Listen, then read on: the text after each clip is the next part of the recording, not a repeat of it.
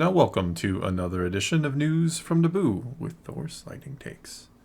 And let's get right to the news. Dave Filoni praises Rosario Dawson as being the most positive and uplifting person on set. She does have that personality. She seems like a genuinely nice person, yeah. Genuinely nice, happy. I like it. Every interview we've seen with her that we've gone over, she always sounds really upbeat. She seems to really love the character, too. She did her homework. She kind of fell in love with the character years ago before she ever... I think it was when the fan casting kind of started online. I mean, maybe she was a fan before. I don't really know. But I think she really embraced the character, so she's probably thrilled to be able to do this if she is a genuine fan of Ahsoka. And I think she really took on the physicality of Ahsoka. I mean, she talked about endlessly how she trained her non-dominant hand because Ahsoka is ambidextrous. Yeah. So she can't have one hand be slacking. Yeah, you can't be favoring the one hand, and the other is obviously when Ahsoka's been using two lightsabers basically her whole life. And Dawson explained in an earlier interview how her team suggested a 5-day-a-week work schedule to kind of work out and do her physical training, but she argued that the week had 2 more days. She said, "This character is so physical, and so the training was really important to me. I wanted to train 7 days a week. They weren't trying to get me to train 7 days a week. They wanted me to take the weekends off, and I was like, absolutely not. 2 hours every single day. And I started months before we were supposed to start training because I just knew that this was such a dynamic part of this character." Rest is good, though. Rest is good, but I mean, 2 hours a day isn't too much. That's more than your average person is going to work out, but yeah. Yes. He said being able to physicalize that, you can't pretend. Obviously, there's a lot that I'm pretending because I'm not an amazing martial artist or force-wielding Jedi master. There are a couple of headshots that got through, but to be able to get into the space and not just feel like a costume, to feel like I was embodying this character and being in her world was really, really special. Yeah, I think she's really starting to become Ahsoka for me. Oh, I agree. I'm starting to just not think about, this isn't Ashley Eckstein, this isn't animated, this is actually Ahsoka. This is Ahsoka. Yeah. As far as aliens go in series, seeing one take center stage and really she embraces all aspects, to just see her moving within the costume so fluently and it doesn't look clunky and awkward is amazing. Yeah, it's nice to have an alien main character. We've been very reluctant to do that in the Disney era. You even look at Rogue One and Andor, which almost seems to not want to use aliens at all. Well, that's half the time they look clunky or they look out of place or things look so unnatural. Yeah. But I mean, I know we talked in a previous video about how Dave got a new company that worked on these prosthetics for their Leiku and for their Montails, and they do look more natural. Yeah. They have a natural movement that isn't so stiff. They look like they don't get in the way, that they're a part of them. They have to, because it doesn't make sense if alien evolved that way. They wouldn't evolve to have appendages in their way like that and that just awkwardly dangling like that. That's just probably not how it works, right? But no, I think some of the other aliens we've seen have looked good too. The Ishitib that we saw on the New Republic ship really kind of looked really good to me too. Filoni even had to say, at the end of the day, she has to be Ahsoka live on screen right there in the moment. I think that she's really grabbed a hold of that now. She's comfortable in that skin. She respects the fans and their love for the character. That's a lot of pressure on someone. And to wield lightsabers not just with one, but 2 hands. Sometimes I look back and think, oh my gosh, what I wrote and put her through, all that training, all the fights, was that even reasonable? But she did it. And I've got to tell you, Rosario, just from morning to night, is the most positive, happy, uplifting person on set. I'm so proud that she's the person that is playing this character. It's significant to me, and we couldn't have done better. Must be an Ahsoka thing, because Ashley Eckstein seems like a very upbeat, positive person, too. Yeah, I think that there's just a part of you that embodies the character. Maybe it was really hard for Rosario those first few episodes where she had to be the stoic and detached Ahsoka. Well, she played it well, though. Her. I mean, she pulled it off. We got to see glimpses of the Ahsoka that wasn't the stoic Ahsoka in The Mandalorian when she saw Grogu and, let's talk about him. Yeah, she was better with Luke, too. Mm-hmm. A little more relaxed. Yeah. I think this mission is obviously really stressful for her. Yeah, I'm very curious to see what these back 3 episodes are going to look like, how kind of changed she's going to be. Because at the very end, she doesn't revert back at all. I want to see her be this lighthearted Ahsoka. I feel like a big burden was lifted off of her in The World Between Worlds, and we have to see where she goes from here. Yeah, I think they're going to lose in the end because Thrawn's going to come back. Bad things are going to happen. So I hope we don't like just immediately revert back to grumpy Ahsoka. Ahsoka. I don't think we will. I think the happy Ahsoka is going to stay. Good. I mean, and if everything goes well, we will see her after the season finale. I want season 2 already. The season 2 is supposed to be what's going to lead into the big on-screen event Filoni has planned. I mean, we won't know much because I know Disney was waiting to see how this goes before they actually greenlight season 2.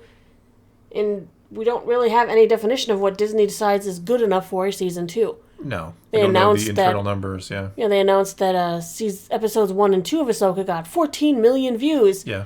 But I think they also announced that The Little Mermaid that just came to Disney Plus got like 17 million views. Well, that's also... It's a movie. Yeah. And it's a bigger name property that might appeal to a larger group. Yeah. But that's just what I can throw out there as a comparison. Yeah, it's hard to compare a series to a... You'd actually think the series would almost do better than a movie because a lot of people have probably seen it in the theater. You're not like trying to keep up with them as they're coming out because a lot of times you feel that pressure to watch something because you don't want it spoiled. I don't know. It doesn't necessarily bode well that Little Mermaid blew it out of the water. No, it does not. We also have 2 strikes that we're dealing with right now. Yeah. Nothing can get decided until we get the writers back. Yeah, exactly. And the actors. Just look at like D23. They announced nothing because they can't right now. Yeah, so their schedule's up in the air. Don't be expecting an announcement about Ahsoka until the writer's strike ends, one way or the other. Well, part 6 will be coming out on Tuesday. Super exciting.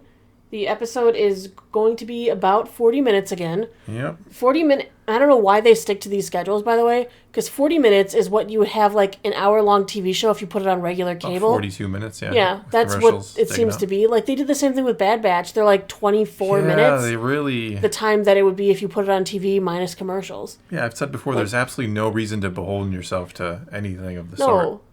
I don't understand why they do that. Do they think our attention span isn't long enough? Because if we're willing to sit through commercials to watch an hour-long program, then I can watch an hour-long program that doesn't have commercials and be just fine. Yeah, I mean, a lot of shows go over the hour mark these days. It's not uncommon to see an episode. Thing called the pause button. Yeah. I could come back later if I must. Or I will do what I must. You know, if I'm going to go to the bathroom or grab a drink or something, I can pause it, I can come right back. Just because I don't have commercials to take that break in doesn't mean you have to cut out on me. That's what commercials used to be like. That's your time to go. Got to go race, get to the bathroom, get your drink. Then you have somebody yelling, "It's on!" Yes, you would. Oh my God. I haven't heard that in a long time. That is my childhood right there. Because you go do something and tell me when it's back on. And then, it's on. Oh my God. And they come running back in. Did I miss anything? You just flooded the memories right back to me. Also, crazy. Seeing as we're towards the end of the video, which is usually where we talk about random fun stuff, can we talk about how weird Ahsoka looked without her headband on? Oh, yeah. That was so... we've never seen one, right? Yeah, we've never seen a Togruta without their headband. You saw the ear slots and they look like almost like gills. I'm really surprised they did that because you do know that Togruta, part of the reason they have those ear slots is because their Leiku are kind of hollow in a sense, and that helps them with like echolocation to figure out where things are too. Oh. It's beyond just hearing. Togrutas have more senses. Ooh. I do know stuff. You do. You know the random stuff. Like, you know so many just weird random facts. Stuff. That's what I do. But I think the problem with that is it didn't look good. Not just that it was like, oh, Togruta looks strange without their little headband on. I feel like there needed to be a better color transition between the orange of her skin and the white of her montails. Yeah, I don't know. I don't know how I felt about that one. No, it was too much of a straight line. It just looked like she took her, headband off. Yeah. Looks like weird. they were taking her prosthetics and everything off for the... It's like either they could have left it on her or maybe just done something interesting with the makeup there. Just left it on. Nobody would have thought twice about it still being on there. Well, right, because who took it off of her? Yeah. She was unconscious. The first thing they thought about was bring us to the ship, take that headband off. It probably stopped her gills from filling with water. Her ear holes. Her ear gills? Her ear gills. I can't even say that. But no, I didn't like it. I didn't like it at all. And rewatching the episode, I'm going to hate rewatching that scene every single time because it looked so jarring. It looked off, yes. They just needed to somehow do a better job with the blending. They just needed to leave it on. I don't know. Like I said, why did you even take that out? Nobody would have thought, wow, you shouldn't have left it on when she was sleeping. Usually don't take off the Twi'leks ear covering things because they have like cone-shaped ears. Yeah. But you generally don't see them because they just leave their stuff on. Yeah. I just don't know why we had to do it. It was so weird. Because with Twi'leks, it's the same skin tone. So if they don't have something covering, it's like, well, it makes sense. Everything is the same color. Yes. But with Togruta, it's different color. Never needed to know how it transitioned. transitioned. And there isn't a nice transition blend. It was almost a straight line. It almost looked like bad makeup is the problem. It almost looked like it was just, I understand that's fine. That's how they look. Mm-hmm. But it comes off as like a bad makeup job. How they look now.